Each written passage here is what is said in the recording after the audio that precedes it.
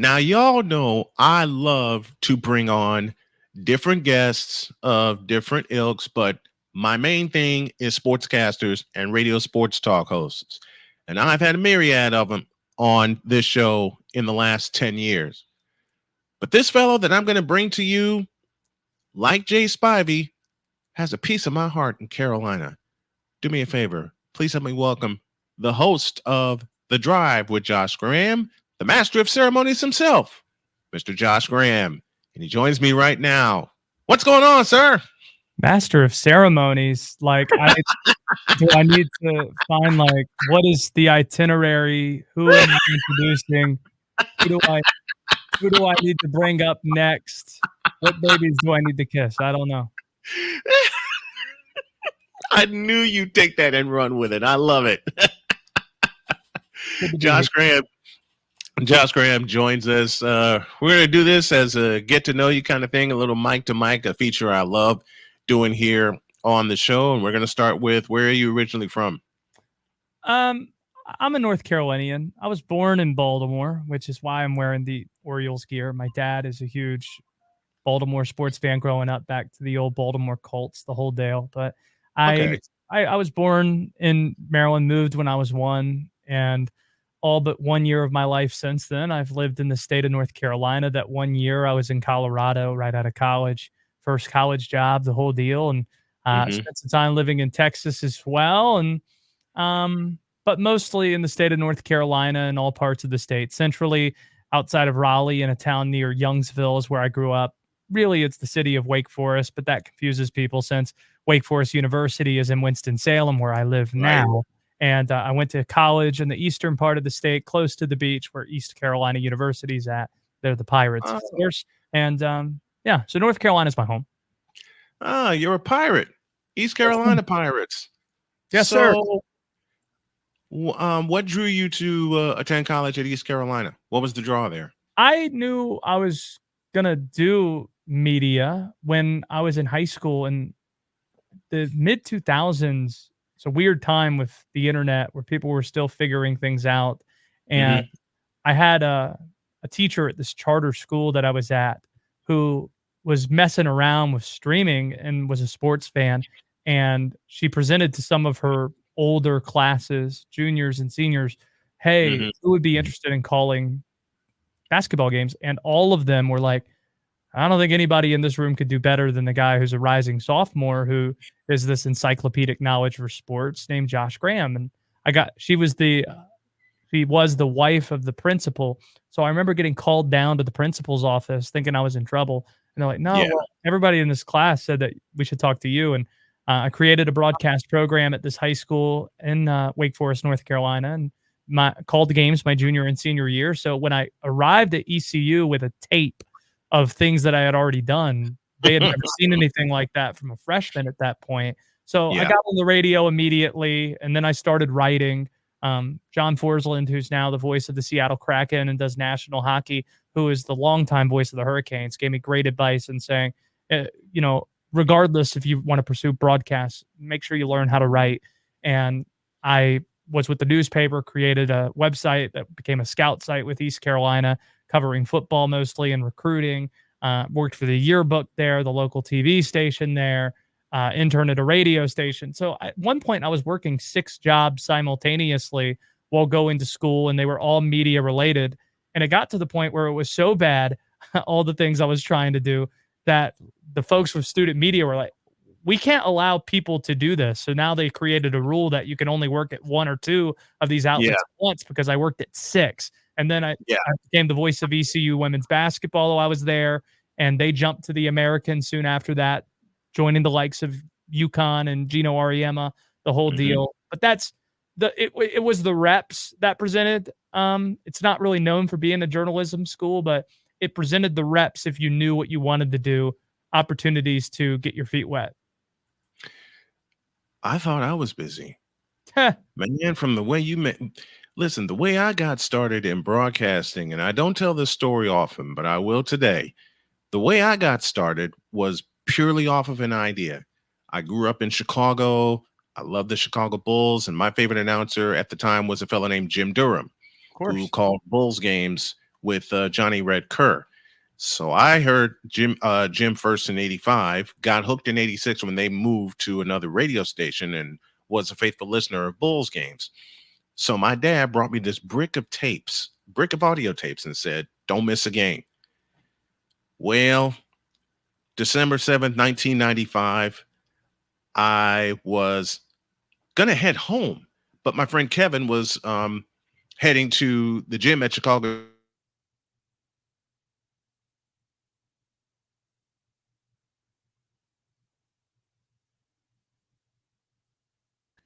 I said, "Can you attach a microphone to that camera?" He said, "Yes. What do you have in mind?" So we attached the microphone to the camera. I grabbed a roster, got permission to tape, and there was my first play-by-play call. Pretty cool. That is really cool. What was it like when you did your first game at ECU? I remember very difficult.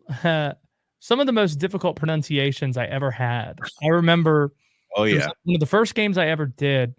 There was a Hawaiian basketball player. I believe this was at Monmouth University in New Jersey, facing East Carolina, and her name was Chelsea. Seems easy enough. Okay, Chelsea. That's what's her last name? Kaluiokalani Glacken. Huh. So, and since I assumed this a family show, I asked what her nickname was, and it was something I certainly couldn't say on air. So, of course, the person whose last name is Kaluiokalani Glacken has a nickname that I can't say on the air. Of course, that's Understood. I come up with nicknames a lot. When I was covering Marquette Catholic High School a few years back, living up in LaPorte, I don't know what got into me, but there was a young lady who was starting her first game as a freshman. Her name was Morgan Crook. So they did the introductions. I recapped the lineup, and I did Marquette's lineup second, even though they were the visiting team. Yeah. And for some reason, out my mouth comes, "Morgan, I am not a crook." Every parent in front of me fell out laughing. It got down to Morgan, and she loved it, and she kept the nickname all year. And the parents are like, "How do you come up with these?" I don't know. The situation just has to hit me. But Sure. I too have had some difficult names to pronounce. Like I did an exhibition game with Chicago State with a Lithuanian team. And I got no warning. I got no preparation. I barely had 20 minutes to prepare because they gave me all their notes at once. I don't know how I got through that game without making a mistake. Good work. Good work. What was your first game or show you did away from when you graduated from East Carolina?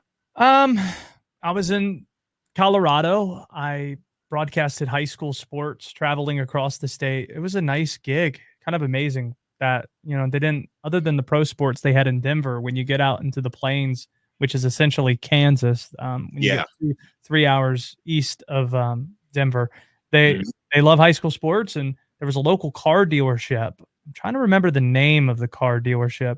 That it was a Ford dealership that would give me a different car for every trip I went on. And it wasn't just for football and basketball. This was for, softball and volleyball, and wrestling, wow. and all. Like I'd go across the state doing tournaments with the sponsors that they had, the people that loved this and supported it.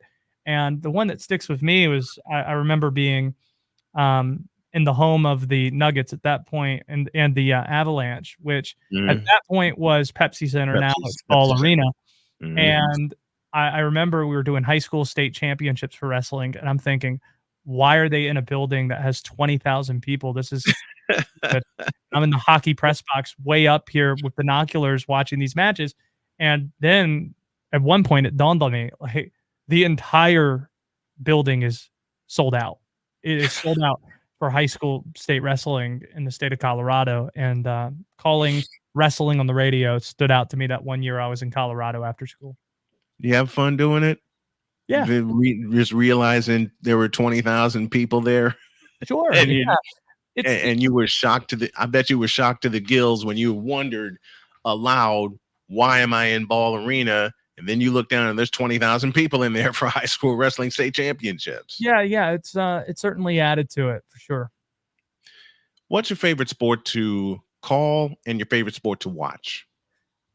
I don't call many sports anymore now that I've been doing a talk show in North Carolina for the last 8 years and the last 6 in the Triad area of North Carolina, western part of the state between Raleigh and Charlotte. The last 6 years we've been doing that.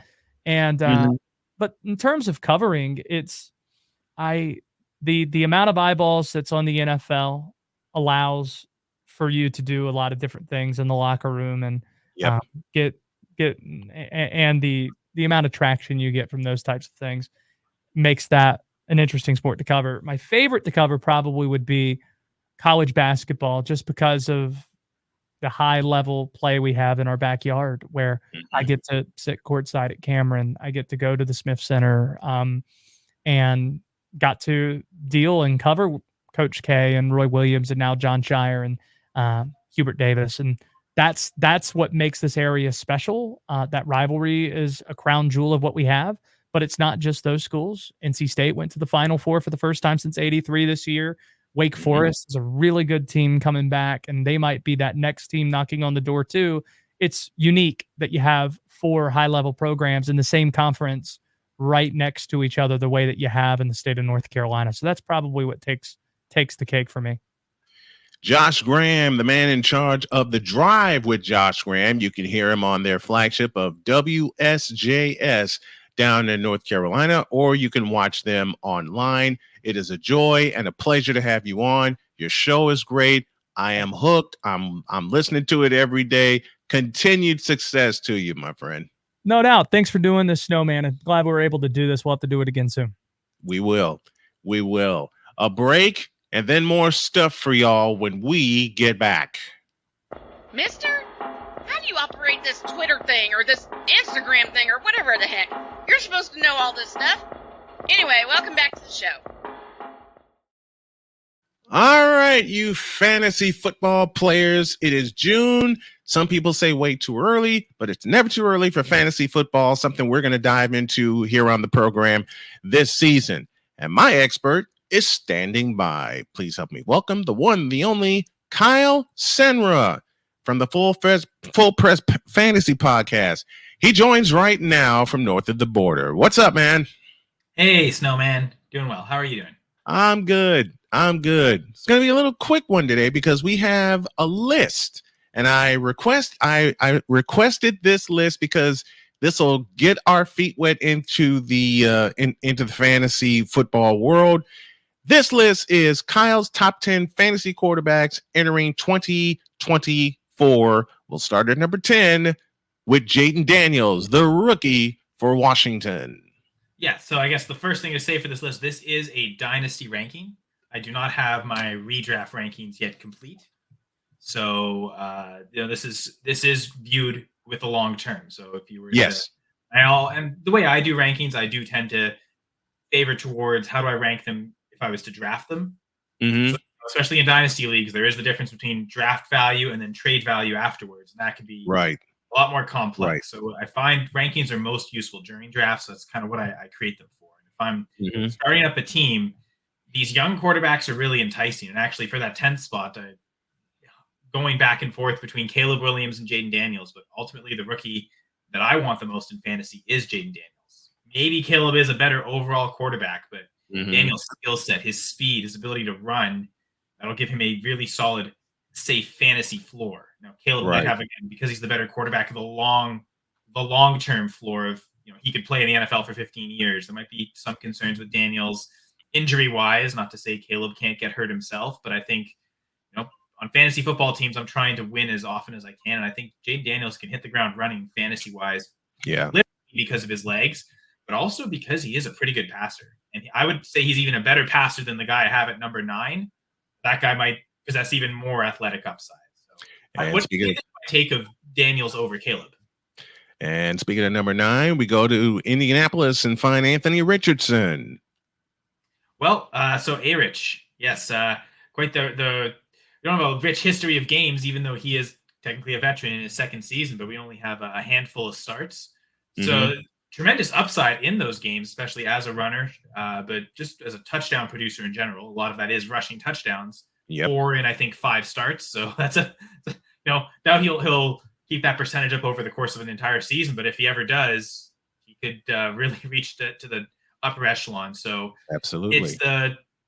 We've seen it, even if it's in small flashes. We've already seen it with Richardson, and that's ultimately what's led me to have him ahead of Daniels, even though I don't think he's as polished as a passer as Daniels is yet. So he poses maybe even more long-term risk. And certainly we saw it last year. The injury risk is real with him. So they both kind of have similar risk, but Richardson might have more upside, so more payoff if worth the risk if he does hit. So Richardson at 9 for now.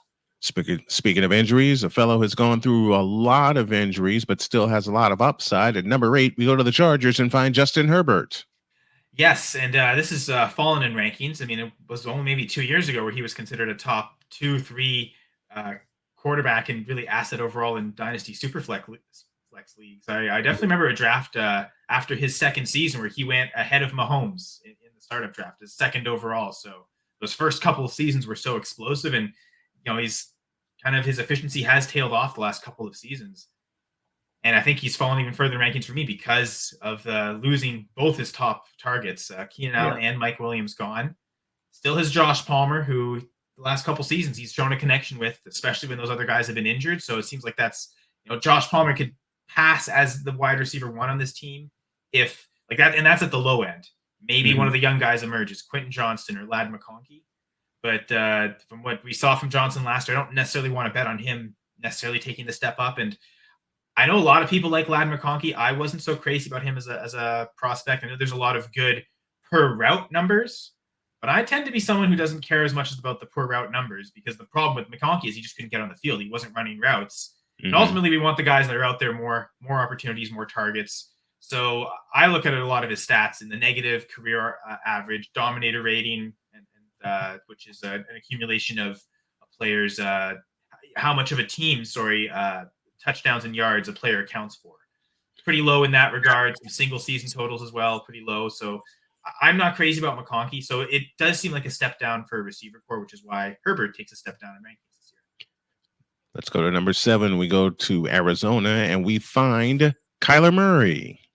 And it's almost the opposite. If the Chargers had drafted Malik Neighbors, I probably still have Herbert ahead of Murray, but he is one of the quarterbacks that the aforementioned Herbert has fallen behind. And ultimately, because the Cardinals did make that early investment in the first round on what appears to be a generational receiver, Marvin Harrison Jr. So yes, be the top target for Kyler Murray. But honestly, even at the end of his rookie season, but certainly a lot of the games last year, the tight end Trey McBride also emerged as could be a top target. Sneaky good acquisition after the Jags released Zay Jones. That's a good field stretcher, has had some pretty good seasons, both really in Buffalo, Oakland, and Jacksonville. Maybe not every single season consistent. He's had some, he's flashed over the course of several games and could be a key component for Kyler. We talk about rushing upside. Kyler has that. And I think now 2 years removed from the ACL tear, I think we'll start to see more of an old Kyler. He's a little older, obviously, but what we saw his first couple seasons, the old version of Kyler, as opposed to the last couple years, especially last year. He still put up solid fantasy floors, but it's just the rushing touchdowns weren't there for those ceiling performances. I expect we'll see more of that this year from Kyler. At 6, we go to the AFC North and we find Joe Burrow from the Cincinnati Bengals. So one thing about my rankings, first off, they can be found on fullpresscoverage.com. And one of the things you'll also see there is the consensus rankings. I'm part of the Fantasy Pros Accuracy competition, so my rankings get done through them. So you can see everyone who ranks on Fantasy Pros. It's the ECR, the expert consensus ranking. So yes, you're not the only one calling me an expert today, so it feels nice. But I guess we're all in agreement at this point, because the guys I have in my top 6 dynasty rankings are all the same in the ECR. Maybe not the exact same order, but there's kind of like a line drawn after Joe Burrow, and then it goes down. The expert consensus number 7 actually is Anthony Richardson. So I'm a little higher on Kyler than consensus, but certainly Joe Burrow, it seems like it's the perfect match. I have him at 6. The ECR has him at 6. It seems like he's that last delineation line where he has true upside, just pure passing wise. But I think the reason we all have him 6 is because, or the majority of us, or because the average, he ends up at 6. It's because he doesn't produce as much on the ground as certainly most of the guys ahead of him. So he's kind of in a range where I'd rather invest in Burrow's arm than Kyler's legs or any of the rookies. And then, you look at Burrow's age relative to like a Dak Prescott, who I have, I think, at QB 12, just after those rookies. It's funny, a nice dichotomy there. The youngest guy in Caleb followed immediately by the oldest guy in Dak, or at least the oldest for this top tier. So Burrows kind of seems like he's a perfect fit at 6, where he is more upside than everyone below him, but not as much as everyone ahead of him. So I like him at number 6.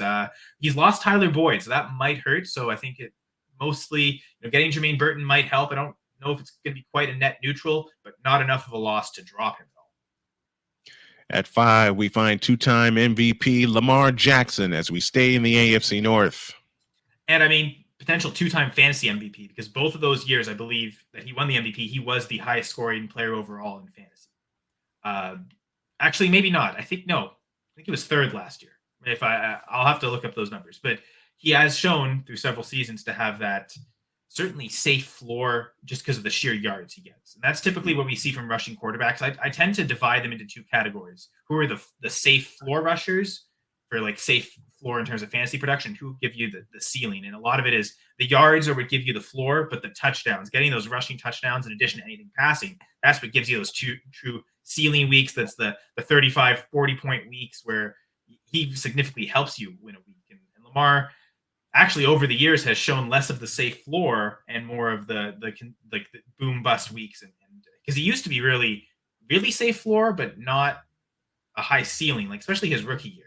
But then that second year, I think as soon as he got Marquise Brown, that really changed because the touchdown upside came there more through passing than rushing though. He's never had double-digit rushing, unlike a guy like Kyler we've talked about before. I believe his career high in rushing touchdowns is 6 or 7. He doesn't run a lot near the red zone. But what makes him good is that he's a good red zone passer. And then so he gets his ceiling more through passing touchdowns. But generally in fantasy leagues, those are 4 points for the passing touchdowns and 6 for the rushing. So while I do like Lamar's ceiling, I might like ceiling from some of the other guys better because it is more tied to rushing touchdown production. At 4, as we enter our top 5, we go to Houston and we find C.J. Stroud. This feels like the value, I'm falling into the crowd, and the hype of the upside of what C.J. Stroud could be. To be honest, it might be similar to what we saw with Herbert, as I mentioned a couple years ago. Now, I'm not advocating to take Stroud ahead of the top 3. I think he maxes out at QB4, but there's certainly an argument to be made that Lamar or even Joe Burrow should go ahead of him. But what we saw from Stroud last year, a very accurate deep passer who seems to be aggressive in taking shots when they present themselves, got a really solid wide receiver core that honestly might have got better. There was a lot of times last year where Robert Woods was out there playing as the 3rd wide receiver. Yeah. Noah Brown flashed for some games, but getting Stephon Diggs added to Nico Collins and to Tank Dell. We talk about like Kyler, maybe his stock improving because of Marvin Harrison Jr. Mm-hmm. It's the opposite end of the spectrum. You get the old guy to come in, but because of this receiving core that Stroud has, it feels like not only can he reproduce what he did last year, but even better that. So yeah, I think that the sky's the limit. And if he has a true monster season next year, I don't think it's out of the question that he starts going as the number 1 quarterback overall in Dynasty. Once I get my redraft rankings done, I don't know that he'll be number 4 if I'm strictly just looking at 2024, but for the long-term viability of Stroud, and honestly, for the sake of getting him, to sell him on the hype, I think he's worth it to take at QB4. To our top 3 we go, and we start at 3 in Philadelphia with Jalen Hurts. I almost think this is too low because you could argue there's no quarterback that possesses a week in, week out ceiling like Jalen Hurts. It's tied to the rushing touchdowns. Mm-hmm. One of the common misconceptions, or at least one of the common narratives I've heard this offseason, especially in fantasy football talk, does Jalen Hurts get affected by Jason Kelce's retirement? Does that suddenly make his ability to score rushing touchdowns and really that short yardage rushing game in general, does that seriously compromise that? Mm-hmm. And I'd like to get your take on it, Snowman, because in my eyes, I think I view Kelce as his best traits are his speed, his agility, his ability to get out to the second level and help with long runs. Mm-hmm. I don't know that the power is necessarily. The other thing that's going to determine Jalen Hurts' value is how he does in terms of having a bounce back year. Because remember, Eagles started 10-1, and then they fell off the face of the earth and wound up playing on the road as a wild card team. And you didn't hear much from the candidacy of MVP for Jalen Hurts. And when San Francisco welcomed them and they got bludgeoned, everything fell apart.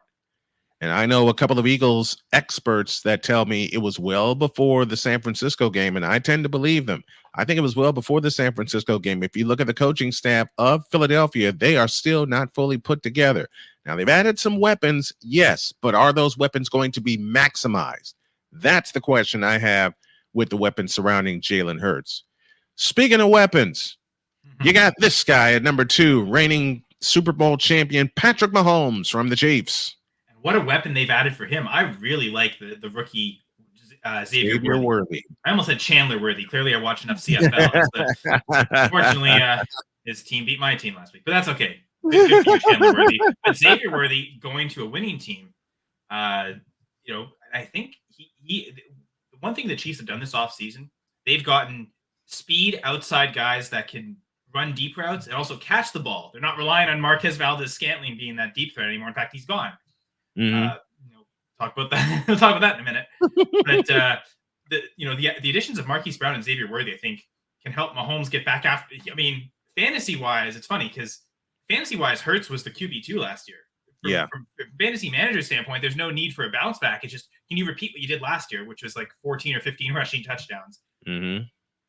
I would say 10 is maybe likely. You can probably get to double digit. 14, 15, not quite. So then you have to hope with Hurts, okay, the passing touchdowns go up, and they haven't quite added to that in that regard. I mean, Barkley actually probably is a pretty good addition receiving wise, but are they going to use him in that regard because they don't throw to the running back? But exactly, and the additions the Chiefs have made, it's been enough. Before the offseason started, I would have had Mahomes below Jalen Hurts as QB3, but not only getting Marquise Brown, but Xavier Worthy. Marquise Brown, I expect he's going to have a great season this year. I would suspect more targets than Worthy and Rashee Rice, and he probably will be pretty close to Kelsey, a lot closer than I think a lot of people might say. So my early tidbit is Marquise Brown could be a real good value in drafts this year, because from what I've seen in people best ball drafts and stuff like that, it seems like he's going in the same range as Rice and Worthy.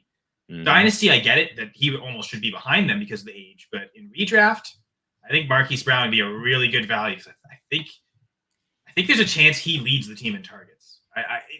It's an outside chance, but if it's not Kelsey, I think it's him.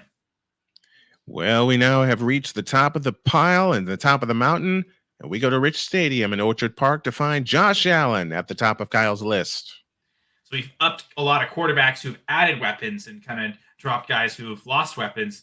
Might make it odd to see Josh Allen number 1, losing Stephon Diggs. But honestly, one of the things that happened last year is Stephon Diggs really started to drop off. A lot of people attested to the coaching change, but even the couple weeks just before the coaching change got made, he wasn't putting up his spike weeks like he was early in the season when Diggs was really going after it. But Josh Allen still ended the season incredibly strong, back to rushing touchdowns. And last year was a career year for him. He's not someone that will necessarily get double-digit rushing touchdowns every year like Jalen Hurts, but he also typically gets more passing touchdowns to make up for that. Does losing Stephon Diggs, though, force him to be that runner again and repeat what he did last year? Because when they were doing that, where he was running a lot near the red zone, especially late in the year, was because they kind of had to win games, and it allowed them to win a lot of games. So I wonder if they reproduce that. They've certainly not really added much at receiver. You lose Stephon Diggs, you get Curtis Samuel. Curtis Samuel's no scrub, but at his best, I don't think was ever close to good as Diggs at his best. I don't know that Samuel's still at his best anymore. I think he's still pretty good. Right now, I would say that the top target of the team is probably the tight end Dalton Kincaid. Dalton Kincaid. With a bit of a breakout last year, I think they expect a massive step forward. So Kincaid might be a good beneficiary. They actually started to target James Cook a lot too. So it wouldn't surprise me if a tight end and a running back are his top targets. And I think Allen can still operate like that. Again, the weekly ceiling can almost match Jalen Hurts at times, and the yearly ceiling as well. I think it's 5 years in a row now, 4 or 5 years in a row, where he's finished either as the QB1 or the QB2 overall in fantasy football scoring. So those are his top 10 fantasy quarterbacks entering this year. There's redraft. There's all kind of other stuff going on. But next week, we're going to concentrate on the running backs. And there's one I'm looking for in that list. He is Kyle Senra, our fantasy expert extraordinaire. He drops some knowledge each and every week, and we're going to peek into the peek into the minds of fantasy players, and we're going to play a little fantasy football ourselves. Thank you, my friend, very, very much. Thanks for coming on. Thank you, Snowman. Man, I think I'm going to have a little fun because Josh Graham is next.